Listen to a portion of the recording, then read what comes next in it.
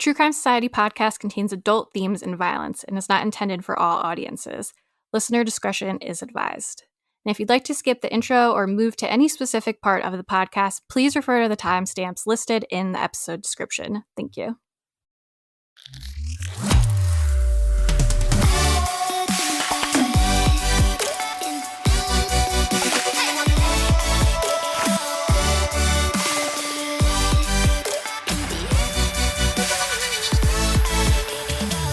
What's up, guys? Welcome back to another episode of True Crime Society podcast with Stephanie and Olivia. It is January 11th, 2026. Just saying, on Patreon. Check out our Patreon if you want to know about it.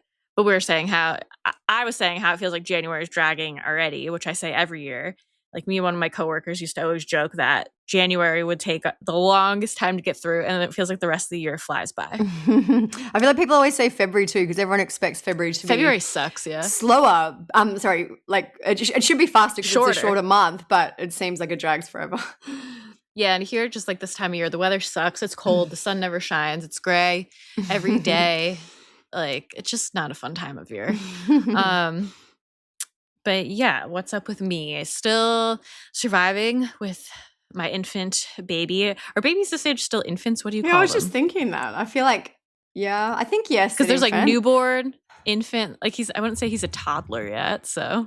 Infant is birth up to 12 months. Okay, so technically infant, even though it sounds little.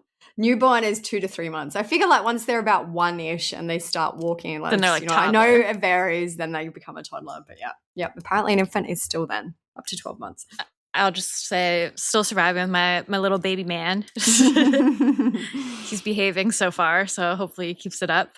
He did start giggling, just being a cute guy. He's been having some solids. He had some avocado. He had some banana. He had some those little mush cereals and all those things. Nobody messaged me being like, I can't believe you give your baby that, because I don't care. Just don't message me anything about it. I regret saying anything already because I know people are going to be like, excuse me? Everyone always has an opinion. You know, if you do what your doctor advises, you know, you just got to do what's right for you as a parent. Oh my God, speaking of baby, he's peeking in the door at me with his chicken. Hi. Oh, it's bare. Did you wash it? I hadn't washed it.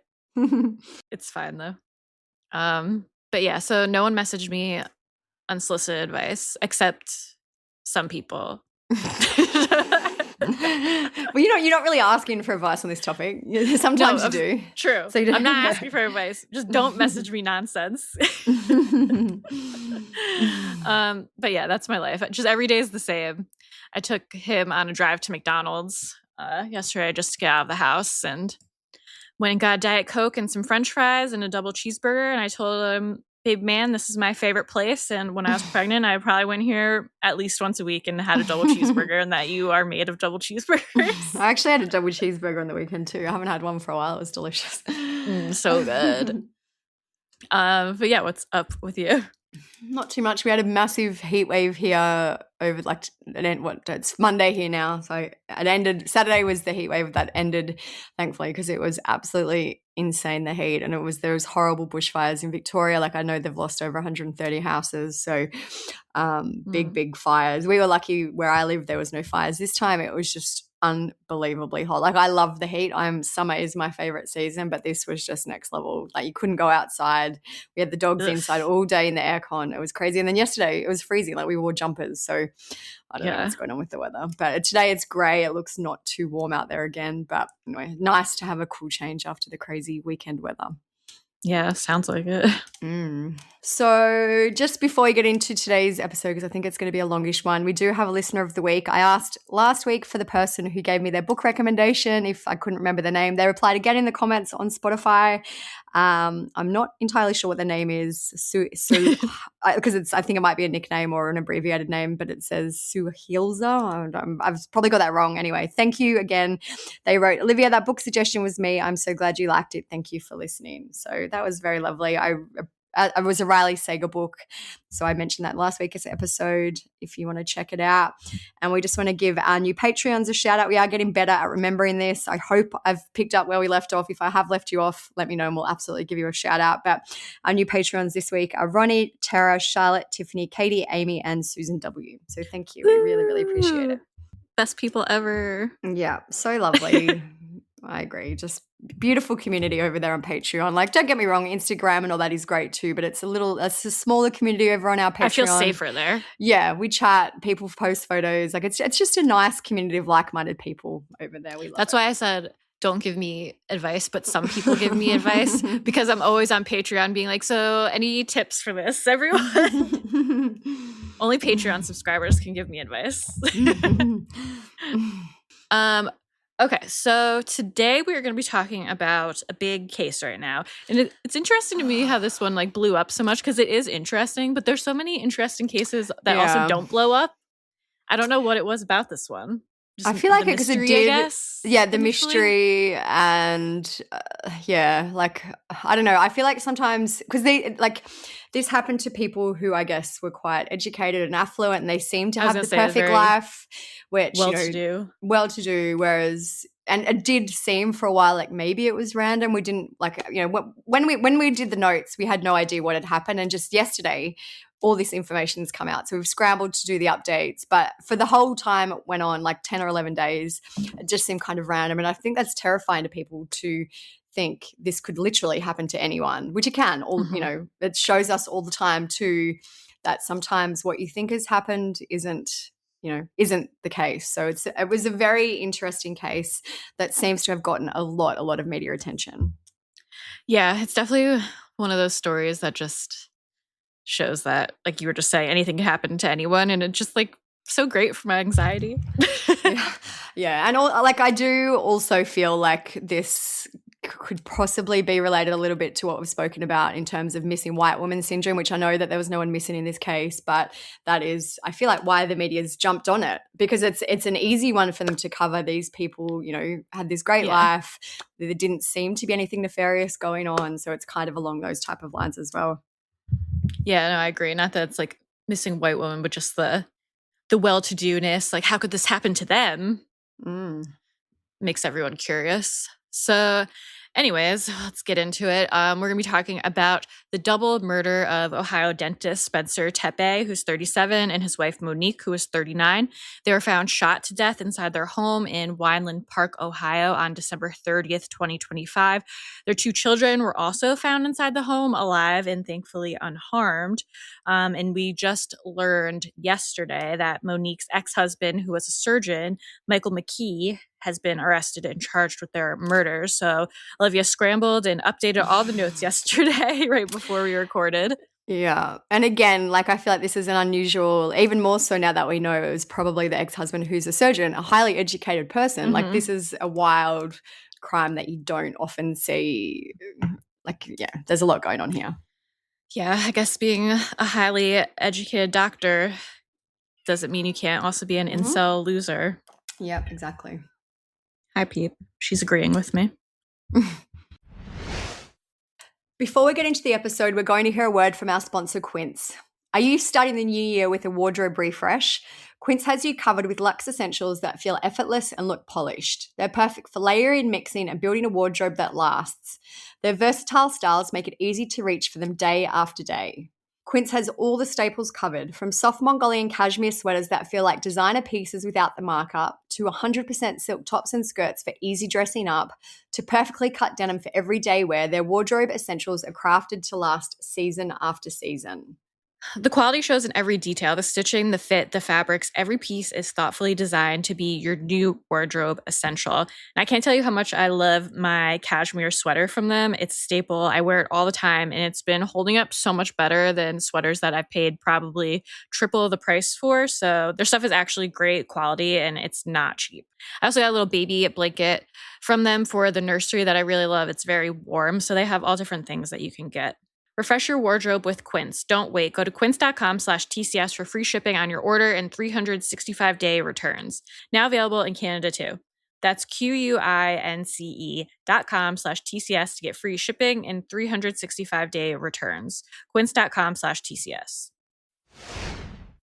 Columbus police believe Spencer and Monique Tepe were murdered on the second floor of their Wineland Park home between the hours of 2 and 5 a.m. the morning of December 30th.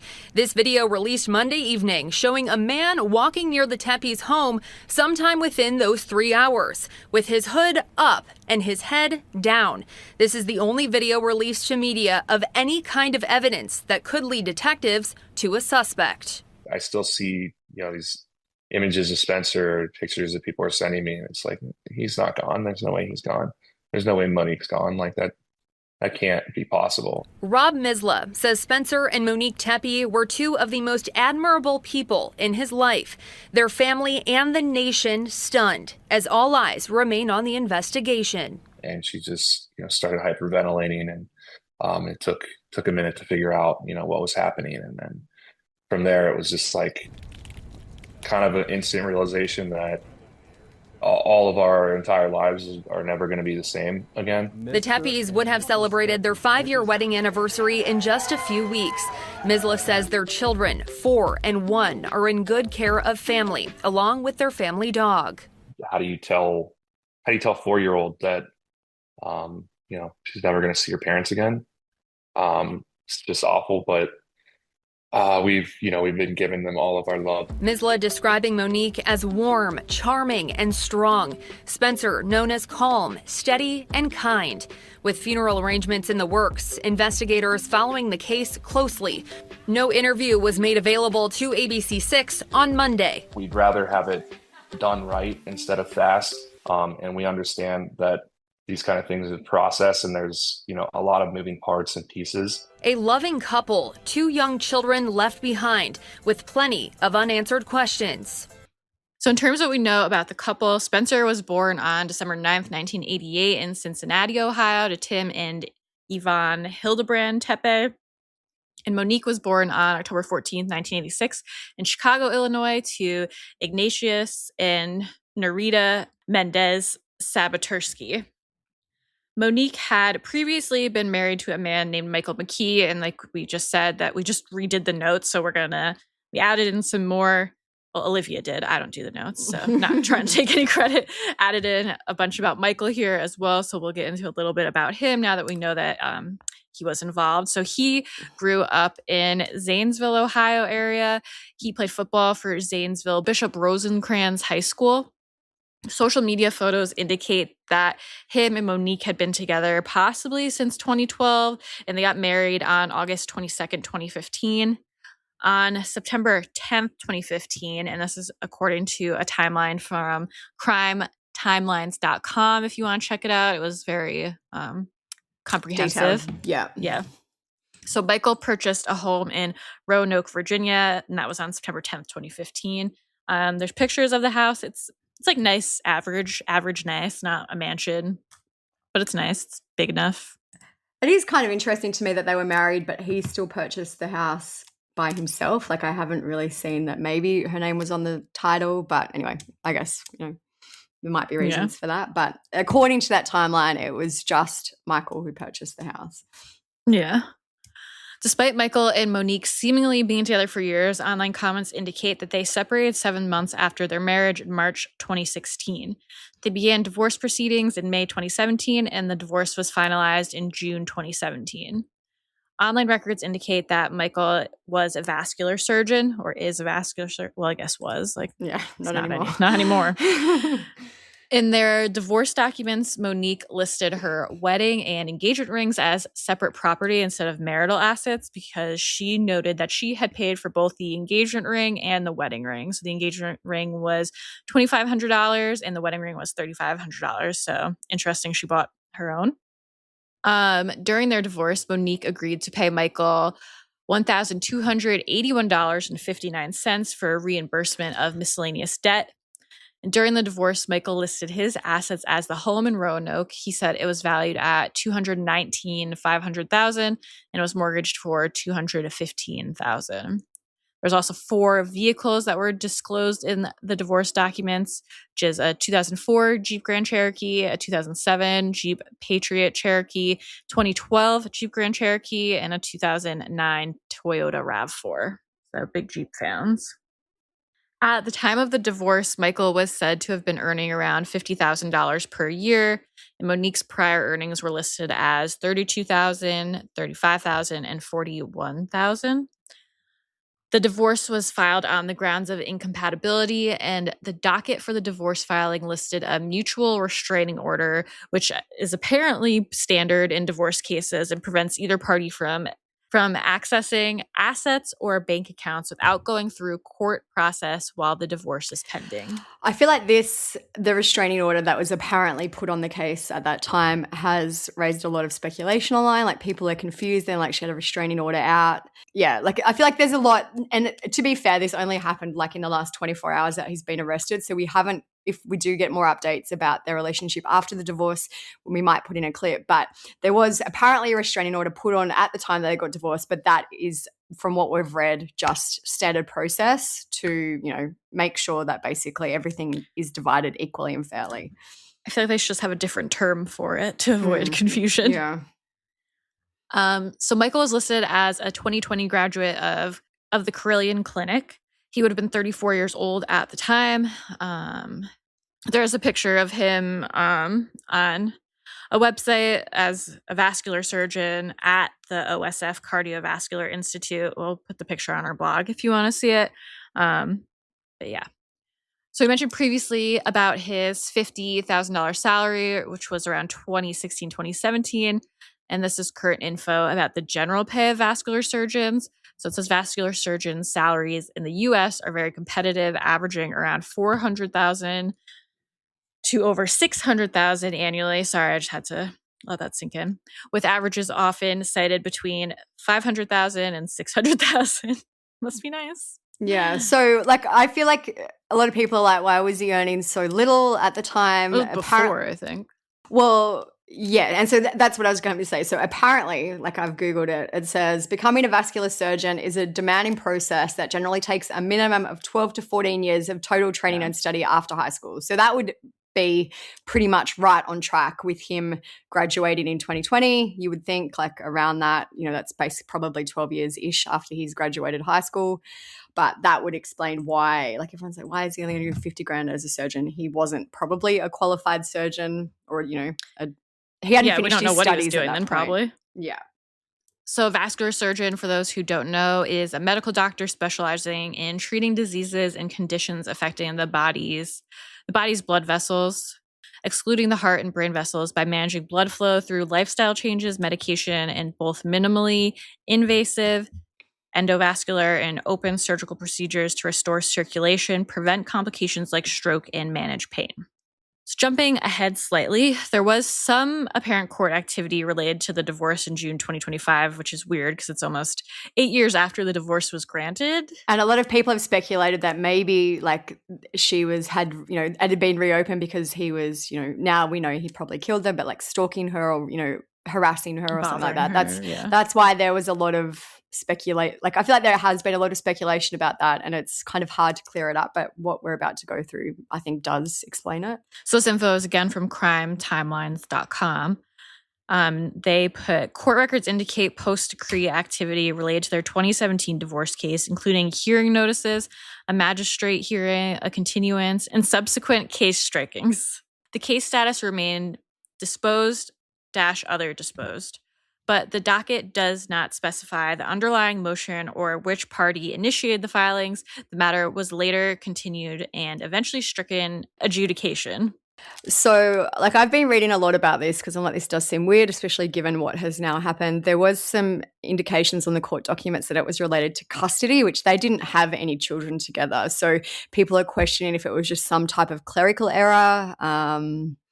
So what are the chances? Yeah. It does seem odd. So we may learn more as time goes on, what this was all about. But apparently there was some activity related to their divorce in June 2025, even though it had been finalized for many, many years. Yeah, very weird. So back to Spencer and Monique. They met online and they got married in December on December 13th, 2020. According to CNN, they got married in the backyard of the home that they would end up being murdered in. Spencer was a graduate of Ohio State University and a member of the American Dental Association. His family said that he was a devoted and proud father, a loving partner, and a friend of everyone he met. He was fluent in Spanish, a major fan of the Bengals and Buckeyes football teams, and had a generous and energetic spirit. This information is from the bio on the Athens Dental Depot website where he worked. It says Dr. Spencer Tepe attended the Ohio State University, where he earned a Bachelor of Science degree in biology while double majoring in Spanish. He continued his education at the Ohio State University College of Dentistry, earning his Doctor of Dental Surgery in 2017. Since graduating, Dr. Tepe has invested hundreds of hours in continuing education and focuses on comprehensive dentistry with a special interest in dental implant therapy. Dr. Tepe is passionate about delivering the highest quality of care and a comfortable experience while building meaningful relationships with his patients. Outside of the office, Dr. Tepe enjoys golf, travel, and time with his family. So then Monique, she had a background in childhood education and brought care and intention into everything she did, according to her family. She was described as a loving, patient, and joyful mother whose warmth defined her. So from what I've read, I believe Monique did have a master's degree related to childhood education, and that at the time of her death, she was a stay-at-home mother. So if you're wondering what she was doing, that is what her life was looking like at the time. She was basically just caring for the two kids, but she was a very highly educated woman as well. So the couple, their family said, were extraordinary people whose lives were filled with love, joy, and a deep connection to others. The couple had 2 children together who were aged 4 and 1 at the time of the murders, and they lived in Wineland Park, an area of Columbus, Ohio. Their home was around 75 miles from Spencer's workplace, so that's a very long commute.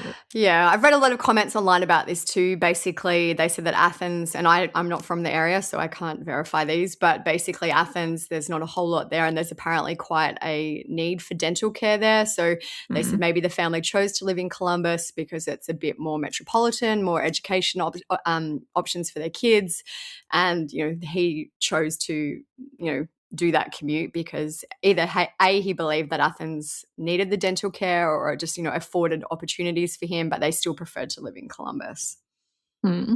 So the address of the house is out there everywhere. We're not going to say what it is here because obviously it will probably go to the children, but it's out there everywhere. When I was looking initially at this, there were a ton of photos of the house. They've all been taken down now.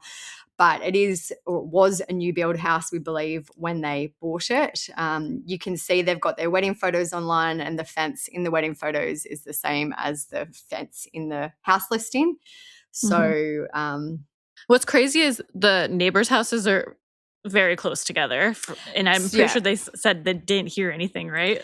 Yeah, well, one neighbor, I read a comment 2 doors down, said they didn't hear anything. So which we'll get into maybe why, but it says that the house is on a 4,487 square foot lot. But it's super, super suburban. Like before the house was built, which was in 2020, so it's only a new house, as I mentioned. There's 4 houses literally directly behind it. Very, very, look like very narrow blocks. So super I thought residential. The house are like 10 steps apart, 15 steps apart. Absolutely. Like in that listing, and obviously a listing, you try and make the house look as attractive as possible. But in the listing of the house, it's very narrow. Like it's got a front window and then the front door, but you can see that there's no way you can even hide the 2 houses next to it. There's not like a yard really in between. There's a very slight grassed area, it looks like, but very, very close to the neighbors. Yeah. But it's a nice house, new, modern. Yeah. Lovely. So the house looks from the photos before it was taken down that it's a 2-story house. You obviously enter on the ground floor, and then upstairs there's more windows, kind of just to give you an idea of the layout so you know what the crime scene was like. It says it's a 4-bedroom, 3.5 bathroom, single family home. And it has open living spaces flooded by natural light. Goes on to say the second floor features 3 large bedrooms, 2 full bathrooms and a laundry. The lower level, which I believe was kind of more of a basement type scenario, it says the lower level features a 4th bedroom, full bath, and large recreation room. So it's a spacious fenced rear yard with paver patio and two-car detached garage. Expected completion date is April 2020. So it seems like, from what I can gather, the Tepes purchased this house basically as soon as it was built because they were married in the yard of December 2020. Mm-hmm. So other comments I have read online too, and I've seen photos, they did have a Ring camera. Don't obviously know if it was operational at the time. There have been a lot of comments. The brother-in-law and other family members have been speaking online, and they did apparently have a keypad type lock. So just to give you an idea of how the home could be accessed, we had a follower on Instagram message us and say they have the same type of lock, and that you don't need the keypad. You don't need to use the keypad to lock it. You just push the lock button. So just, to give you an idea of how their home security was set up. Yeah, so the keypad lock made a lot of people wonder, like, did someone have the code? Mm-hmm. How could they have gotten in? So the family had a golden doodle named Larry, who was also unharmed in the incident, just so we know. And again, people are like, why didn't the dog bark? All those kind of questions, which we don't have any answers Very to Moscow. yet. Yeah, but apparently there was no kind of, well, from what we've heard, no one heard any signs of disturbance or, like any signs of anything happening on the night of the murders. Yeah. So this is how it kind of people came to realize that something was wrong. The owner of Athens Dental Depot, Dr. Mark Valrose, said that Spencer was a very reliable employee and he rarely missed work. So according to the website, the practice is open from Monday 9 to 5, Tuesday through Thursday 8 to 4, Friday 8 to 3, or by appointment. The last day that Spencer or Monique communicated with friends or colleagues is said to have been December 29th, 2025. Spencer was due to arrive at work prior to 9 a.m., and when he didn't show up and his employer could not get in touch with him or Monique, Dr. Valrose called for a welfare check.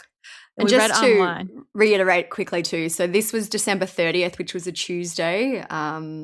So the practice was meant to be open and ready at 9 a.m. So obviously Spencer should have been there a bit earlier. But yeah, just to remind you that it was Tuesday, December 30th that this all happened. Actually, Tuesday through Thursday, it was 8 a.m. Oh, well, there you go. So it was late. Oh, yes. I screwed that up. I just saw the 9 a.m. I'm like, yeah, that makes sense. So we read an online comment that indicated that Dr. Valrose was actually on vacation, so Spencer was due to arrive to the practice early and get ready for the day, kind of open everything up. So we can't verify that, but it would kind of explain why he was on top of if he was there or not. Yeah, a lot of people were sus about this. They're like, how would the employer even know he was missing if he did, if it hadn't even been opened yet? But I feel like that is an absolute plausible explanation. He was meant to go and open the practice because the owner was on holidays, on vacation. And when that didn't happen and no one could get in touch, that's why the call came in so quickly. Yeah, and I'm assuming other employees work there, and maybe like there's dental techs and assistants and where they like where he's not here. Like yeah. So Dr. Valrose called 911 around 8:58 a.m. and asked police to conduct a wellness check, telling the dispatcher he's always on time and he would contact us if there were any issues. He said, I need you to stop. And the people like to hear you, but it's a little much. I don't know how else to say this, but we are very, very concerned. This is very out of character of him, and we can't get in touch with his wife, which is probably the more concerning thing. So at 9:22 a.m., an officer arrived at the home to perform the welfare check, but no one answered the door. Let me just add something in here too, because I get into it later. So that was according to WSYX. They reported that. We will later find out that something actually went wrong and there was an error made in the address in the welfare check, but we didn't know that at the time. We just thought that basically this is chronological and this is what we knew, that police had apparently conducted this welfare check, but we'll find out later that the officer actually screwed it up a bit. Just jumping ahead slightly, yeah. So around 30 minutes later, a friend and some of Spencer's colleagues arrived at the home, but also didn't get a response. A man at the scene also called 911 at 9:56 a.m., saying that he heard children crying inside. He said, I can hear kids inside, and I swear I think I heard one yell. That's according to the dispatch audio. He also said, but we can't get in. At this point, I don't know if I need to break the door to get in the house or what. 2 minutes later, another colleague of Spencer's had called 911 to say they had been unable to reach him for about 3 hours. So when they say 3 hours too, I think that's when they actually started to call him, not that they had last heard from him 3 hours before. Like from what I've read, no one actually spoke to them since the day before, which was December 29th. So even though they say 3 hours, basically, I feel like just to clarify, that means they were trying to get in touch with him for the past 3 hours and they hadn't been able to. Mm-hmm. So around 10:03 a.m., a friend of Spencer's who said they last spoke the day before was audibly distressed as he called 911, and he said, "There's a body." Our friend wasn't answering his phone. "We just came here and he appears dead." Spencer's parents were notified around 10:40 a.m. and they began traveling to the home.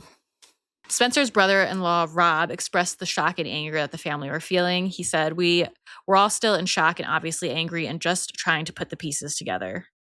Rob also spoke about he remembered the couple. He said, "You never saw them without a smile on their face. They were so warm. Their place in Columbus was just where everybody gathered. They always had people over, always having fun, just great people." He also spoke about how devoted Spencer and Monique were to their children. He said, "Oh my God, yes, they lived for their children. You know, Spencer was an avid golfer, Mo was an avid runner, and you know, they still did those things. They put those aside when the kids were bored and their lives became about their children and, you know, sharing their children with all of us and just loving them." A family member who we assume is probably Rob based on the username made this post on social media, and the username's RLM, which is his initials. His initials, yeah. So this is my brother-in-law and his wife. We don't have too much information other than it appears to be a targeted attack, not a random break-in or related to the neighborhood. Rob did comment a lot online. Like I've seen him commenting on Facebook, on Reddit. He was definitely out there a lot in the early days of this, making comments. I believe he ended up deleting that comment that you just read out about the targeted attack, which it turns out that's what it was anyway, probably. But he was definitely out there on social media, posting, giving interviews, doing a lot. Rob has also spoken to News Nation and said that he does not believe the children witnessed the murders. He said that he didn't see anything at the crime scene and were just as happy as ever. According to police, no firearm or weapon was found at the home, and there was also no sign of forced entry. So that's why people were wondering about the keypad because there's no forced entry. So did someone know the code? Like, how would they have gotten in? Also, I did read it. Like I read a whole. I've spent a lot of time on this case, but I did read a whole interesting discussion about how no sign of forced entry just means that it doesn't mean that there wasn't. It's just that nothing was actually found. Like maybe something could have been unlocked. Yeah, unlocked, or there was some other way the person could. Basically, it means like no windows were smashed and the door wasn't kicked in for someone to get in. The Columbus PD issued an appeal for information after this. It says the Columbus Division of Police Homicide Unit is asking that anyone who may have videos, photographs, or other digital evidence related to this incident, including suspicious individuals or vehicles. Police are specifically asking for any evidence from December 30th between midnight and 9 a.m. in the area bordered by Summit Street to North Grant Avenue and East 7th Avenue to East 11th Avenue. It's interesting too to me that they asked for footage up to 9 a.m., which I guess maybe that was around the time that the friends started arriving after, went to do these welfare checks and things like that. But it was quite a large time period that they did ask initially for information on. Me to see if the person came back, like a Brian Kohberger. Yep. So on January 5th, police released CCTV of a possible suspect in the case, and they did also release a narrower timeline of when they believe the murders occurred. So the footage was just of, like, you've probably seen it if you followed this case at all, but it's basically probably a man, it looks like a man to me, walking down a street, down an alley type thing. He's got a big coat on. Obviously, it would have been cold. People, like, there was a lot of speculation that the person maybe looked a bit intoxicated. So it's like Rob, I believe the brother-in-law, even made a comment along the lines of it looks like maybe someone who was leaving a bar. But I think they said this person was a person of interest and they asked for more information. They also narrowed the timeline from midnight to 9 a.m. and changed it for requesting information to between 2 and 5 a.m. Rob, as I mentioned, Rob spoke about the CCTV. He said he spoke to TMZ and he described the unidentified individual as suspicious looking, but said that the person could have simply been walking home drunk from a bar. But I do wonder now if police were right on the money, because I feel like they probably were, and it was Michael McKee, but we'll get into, because as I mentioned, we're going chronologically. This is all we knew at the time. On January 6th, preliminary causes of death for Spencer and Monique were released. The Office of the Coroner, Nathaniel R. Overmeyer from the Franklin County Forensic Science Center spoke to People and said the apparent causes of death for the couple were gunshot wounds. It says the deaths were being investigated as homicides because a lot of people were questioning, could this be a murder-suicide? Even we had a lot of comments on our Instagram and messages like people like, how they're so sure it wasn't a murder-suicide. And I said, well, because there's no gun. Like maybe if there was a gun there, it would be more like, worthy of looking. Like I said to someone, actually, you can't go and shoot yourself a few times, go and take the gun and then come back to die, because they both died in the house. People like, maybe it was a murder-suicide for hire. I don't know. Anyway, at the time. It's getting dramatic. Yeah, and very, dramatic and unrealistic it was. But they did say that the deaths were being investigated as homicide. They said an official cause of death is yet to be released, pending other details such as toxicology reports. There was an initial report that came out that said that Spencer suffered several gunshot wounds and that Monique had been shot just once in the chest, but the coroner hasn't confirmed that. I suspect maybe it was probably true now we know more about what happened, but that isn't confirmed as of the time of recording.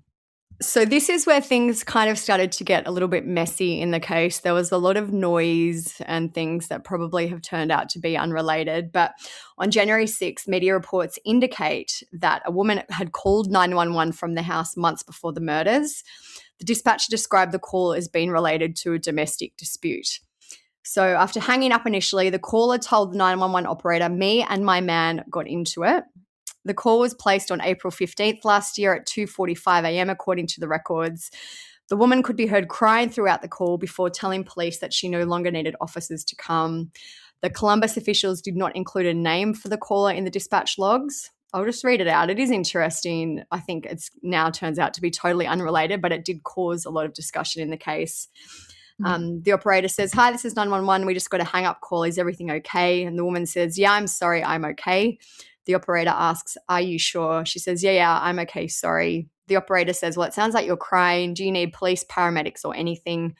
The woman says, no, I'm okay. I promise. I'm just emotional." She's asked, then why did you call 911 in the first place? And she says, "Because me and my man got into it, but I'm okay. I promise." The operator says, "Did anything get physical?" And the woman was crying but said no. The operator said, "You guys were just arguing. Nobody hit each other." The woman agrees and says yes. The operator says, "Well, I have the information here. I can go ahead and tell the officers to cancel heading over to your address. If anything changes, call us back." And the woman says, yes, I'm sorry. Okay, I'm sorry. So I feel like this is interesting because after this, police made a statement saying that there was no record of any calls coming from the house, not of any 911 calls coming from the house. The Assistant Chief Greg Bodka specifically said, "Police have no history of calls from that address or related to the family," but that goes against what the family was saying. The brother-in-law spoke out a lot about this, and he said basically the caller wasn't Monique, which I didn't think it sounded like her anyway in the 911 call. But Rob initially told another podcast that the call was made during a house party that had been at the house, but then he also then said now he got that wrong, and that was actually a different year. It was just like a big time ago. like irrelevant thing. Yeah, actually, it was like noise. Like people were questioning, wow, wasn't Monique, had Spencer been abusive to her? Had something else happened? Why are they having a party at 2:45 a.m. on a Tuesday, which was the date of the call? There was a whole bunch of questions and a whole bunch of speculation arose from this part of the case, but I feel like it just turns out it's probably totally unrelated to anything. On January 8th, a press briefing was held. Columbus police said that they had received numerous tips about the person of interest. They said that the tips had come in via email, social media, phone, text, and in person. The Assistant Chief, Jeffrey Bodka, again spoke. He said, "We know that people are concerned and we know that people have a lot of questions. What we're asking for is patience as it relates to the investigation." The police chief, Elaine Bryant, also spoke during the briefing, and she said, even if you don't think it's something that was relevant in that moment, it may have been something you saw last week. It may have been something that you saw the day before, and it could be relevant to the case. She also went on to say this case is extremely disturbing. On January 8th, we learned that there was, I feel like, again, this is probably going to be unrelated and just created more suspicion in the case and speculation. Mhm. We'd learned that a woman who lived on the same street as the couple had made a 911 call just days before the murders. On December 19th, the woman made a 911 call and said that someone was banging on her door at 2:31 a.m. The woman was saying that someone was smashing on my door. I think they're trying to get in. They're banging on my door. She told the 911 operator that she didn't know who it was and she couldn't see them, so she couldn't give a description. She said she also hadn't asked them if they wanted or needed something.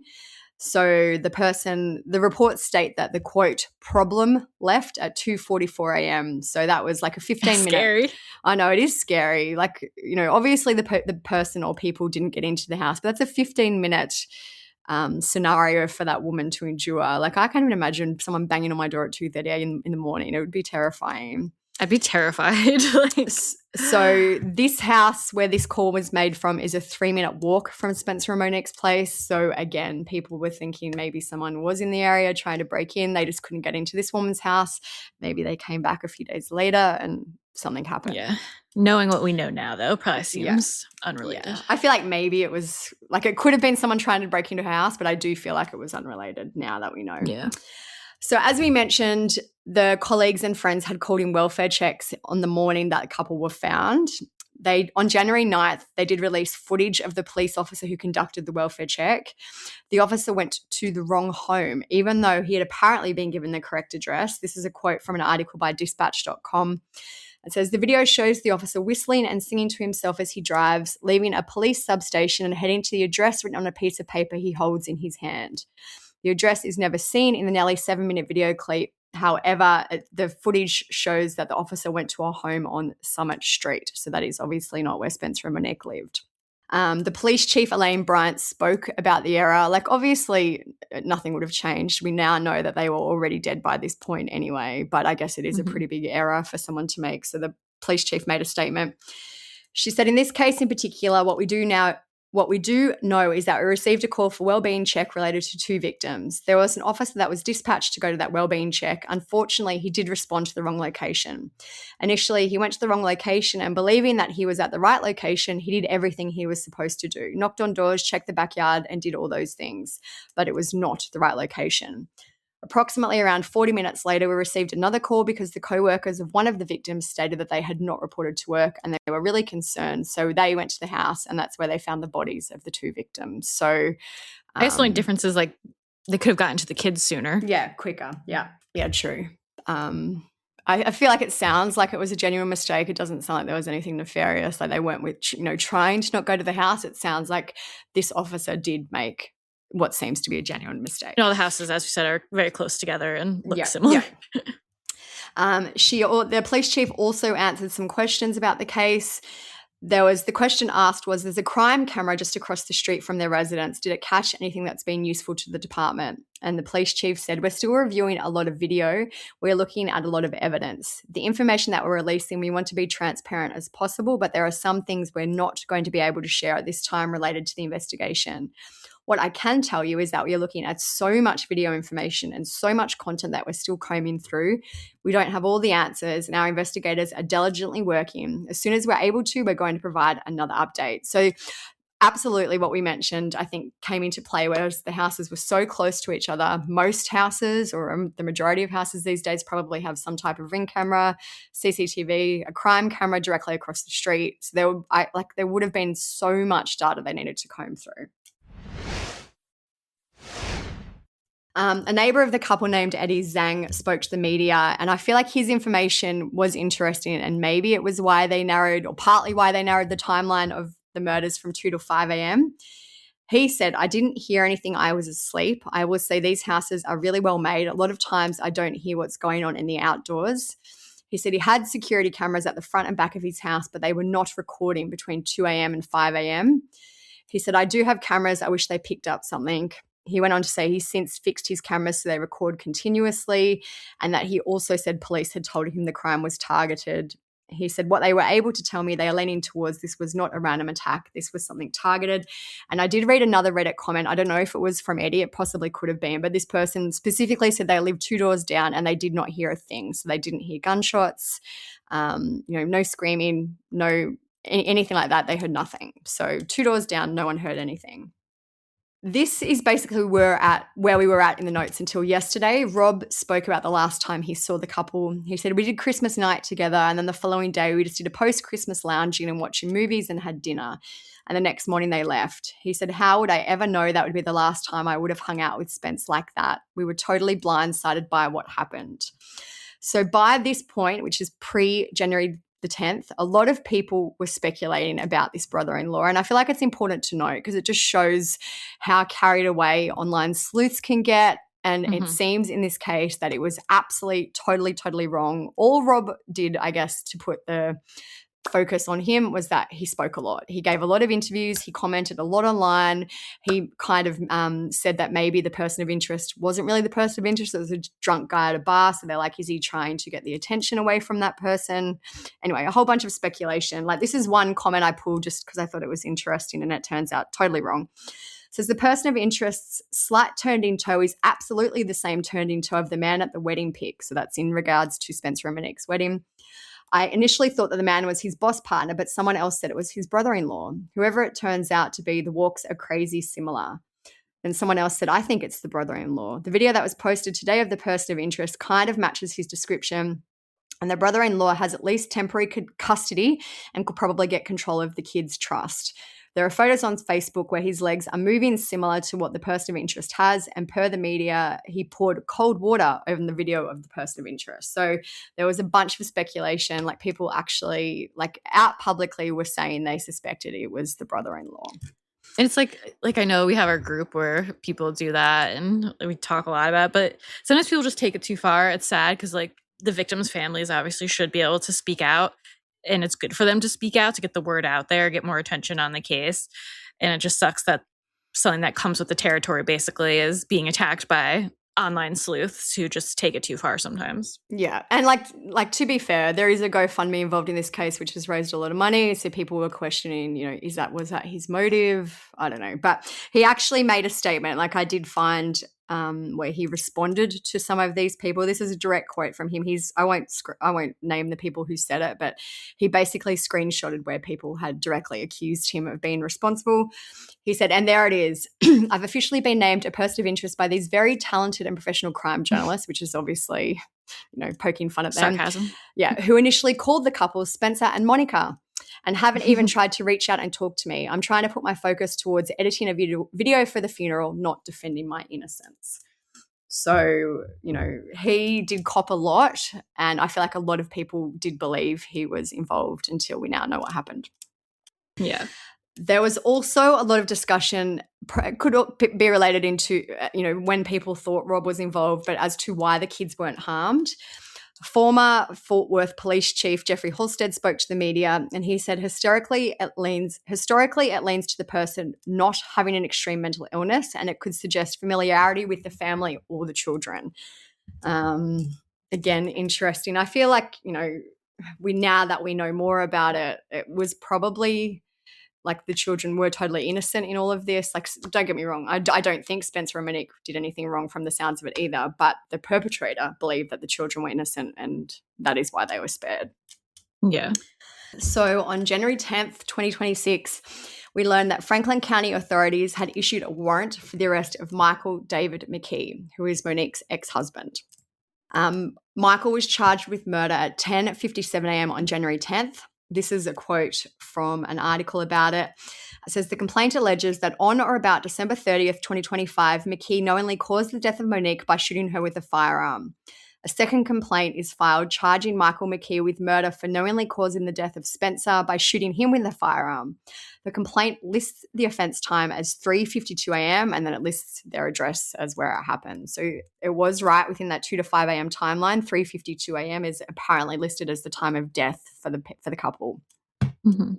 As we mentioned, this is literally news that is just over 24 hours old, so we don't have a whole lot of information yet. We do know that Michael's vehicle was tracked entering their neighborhood on CCTV at the time of the murders and was seen leaving shortly after.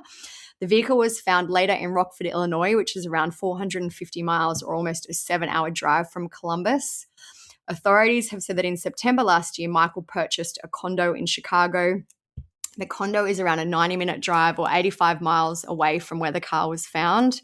So I wonder, did he dump the car? We have so many questions which we don't have any answers to at the moment. According to Fox News too, Michael was the person seen on CCTV at the time of the murders. This is a quote from their article. It says, before his arrest, a surveillance video showed Michael, then unidentified, as the person of interest in the murders after he was walking in an alley around the time frame of the murders, 2 to 5 a.m. on December 30th. So I do think it is very, very possible. Police haven't confirmed that it is him in the video as of the time of recording. It does look like him. The stature looks the same. Mhm. Obviously, it's hard. It's dark. It's the early hours. It's cold. It's hard to tell. But I do feel like he could have absolutely been the person in that video. Yeah. Michael currently has active medical licenses in Illinois and California. He did have a license in Nevada, which lapsed in 2025. This info about Michael's current medical license status and the background is from the Columbus Dispatch. It says he had a license in Nevada, which lapsed in mid-2025. Clark County in Nevada court records show Michael is one of several doctors who are named in an ongoing personal injury lawsuit. Michael's medical license shows no disciplinary history in any of the states where he has practiced, and he has no discernible criminal record outside of traffic tickets. At one time, he did have a hunting license in Ohio, but it's unclear if that license remains active or valid. So we are recording on Sunday, your time. Michael is due to go to court tomorrow, January 12th, so we may be able to record an update if anything much happens, if we find out anything else. But that is essentially what we know to date. I did ask on Instagram what people thought once we found out it was Michael. And I feel like a lot of people were shocked because essentially they were married for 7 months, divorced for 8 years. Why? Why was he so hell-bent on doing this? Why? Is it just he was obsessed with Monique? Maybe she got the life he always wanted. I have seen some comments online that indicate maybe he was remarried at one point. We haven't been able to verify that yet. But I feel like for them to get divorced at 7 months, something big must have happened. It seems like they were together for quite a long time. We don't know. 2012, they got married 2015. So they were together for at least 3 years before they got married, which is a standard and decent length of time. It's not like they were married after 6 weeks. They were together for years, got married, and their marriage only lasted for a few months. So I do want to know more. These are what when we asked people what they thought about the new developments, someone said, "Wow, he really played the long game." Another person said he still couldn't get over it. Absolute psycho. Someone said, "Not surprised, but how the heck did he get in?" Someone else wrote, "I want to know why he broke now." Someone else said, "I didn't know she had an ex, so this makes perfect sense to me." So I feel like there was a lot of people who were shocked. I really didn't think it would be Michael. I knew that she had the ex-husband, but I just thought surely, divorced in 2017, surely he's moved on by now. I don't know. I guess nothing should shock us anymore based on, how crazy and insane people can be. This is absolutely diabolical behavior. We also don't know, obviously I'm assuming the families and stuff would know, did he harass her? Yeah. Was there still any type of contact going on? Was there anything else going on? I was joking because I said as soon as I saw there was an ex-husband, I knew it was him, which is true. But also I was literally going to screenshot that part that you wrote in the notes that was oh, she had an ex-husband and send it to you and be well, case closed. But I also didn't I did read about the case, but you read about the case much more than me. So I didn't think about it as deeply of oh, it's been such a long time, which I think if I did, maybe that would have put a little more doubt in my mind. If they had been divorced, let's say more recently, and she had have moved on very quickly, I would have thought that, maybe it would be the ex. But for them to have been separated in 2016, she didn't marry again for 4 more years. I'm surely he should have been over it by now. What was going on? I just can't believe that after 8 years of divorce that he was still so fixated, it seems, on his ex-wife that he chose to murder her and her husband and now leave their 2 children as orphans. Yeah, I know. I guess some people just can really like ruminate on that one person. That one, was she the one that like got away? Was he mad about it? Like maybe he was in a relationship and it was fine for a long time. Maybe he isn't in that like maybe his life was like not going how he wanted it to be. I feel like there had like, to have been some tipping point. Like reason. his life seemed like he was going all right. He was still practicing, Yeah. or he was still licensed to practice in at least 2 states. He'd bought a condo that was almost $500,000 in September. And then I just wonder if anything about this Nevada lawsuit maybe tipped him over the edge. Like we don't really know. We don't know much more at this point. I know more will come out, but I feel like there had to have been something that tipped him over the edge. Maybe it does have to do with that reopening of the divorce documents in June last year. Maybe he was harassing her and she, basically told him to leave her alone. I don't know. We don't know yet. It may somehow something with money, but I don't know. Yeah. How long that stuff lasts. So, I am interested to find out more. I feel like it's probably going to be a long process. I don't know how much more we will hear before this episode comes out. They did release the only document I've seen to date basically lists the bare bones of the facts of the case, which is that his car was seen coming into the neighborhood and leaving, and that's literally it. We don't know anything about phone records or about communication that he had with the couple yet. We only know very, very, very bare minimum facts at the moment. Yeah, so if there's any big updates or big information found out, we'll record a little updates put in or put in a clip or something, but obviously we won't really be able to chat too much about it. Yeah. But we'll definitely continue to talk about it, post about it on Instagram and all those things. Yeah, I just feel like the main thing so far that I've taken from this case is that it can be the unexpected sometimes. Like I know some people did think it was the ex. I just personally thought, no way he's going to be still fixated. And it just can also show you how important it can be to, not ruin other people's lives with your online speculation in terms of the brother-in-law who was literally just out there trying to, raise awareness about the case. And it turns out that those people who branded him a murderer were absolutely totally wrong. Yeah, that does happen, it seems like, unfortunately. Yeah. So that's really it. Like I said, we'll put in any updates that we can, and we'll definitely keep posting about it. So make sure you're following us on Instagram. All the sources and notes and everything will be on our blog at True Crime. It's being burped. At truecrimesocietyblog.com if you want to find out more. And like I said, I'm thrown off now because he was crying. Like I said, follow us on Instagram, True Crime Society. If you want to follow our personal accounts, mine is StephSum_, Olivia's TCS Olivia. And I got to mention our Patreon. If you want more content from us, check us out on Patreon. We do weekly bonus episodes. We do all the episodes ad-free, and we put out the main episode a day earlier. Plus, it's just its own community with some chats, and we talk there a bit more about our lives and all that. So check us out on Patreon and all the usual stuff. Leave us some nice Spotify comments, what you guys think about this case. If you could share to your Instagram stories, share with what you're doing while you listen to the podcast. And I mentioned we were talking about the candles last time, and I said that I wanted to find out the name. This is not like an ad or anything. This is just someone who we talked to. The candle company, the candle business that we thought was cute from one of our followers. It's called Operation Wax, and she is opening her own physical location soon. So that's really cool. But yeah, so let us know what you guys are doing while you listen to the podcast. We love seeing what everyone's up to, and tag us so we can reshare. And that's it. Share, rate, subscribe, all the things. Thank you guys so much for listening. Stay safe out there as always. Peace out. See ya.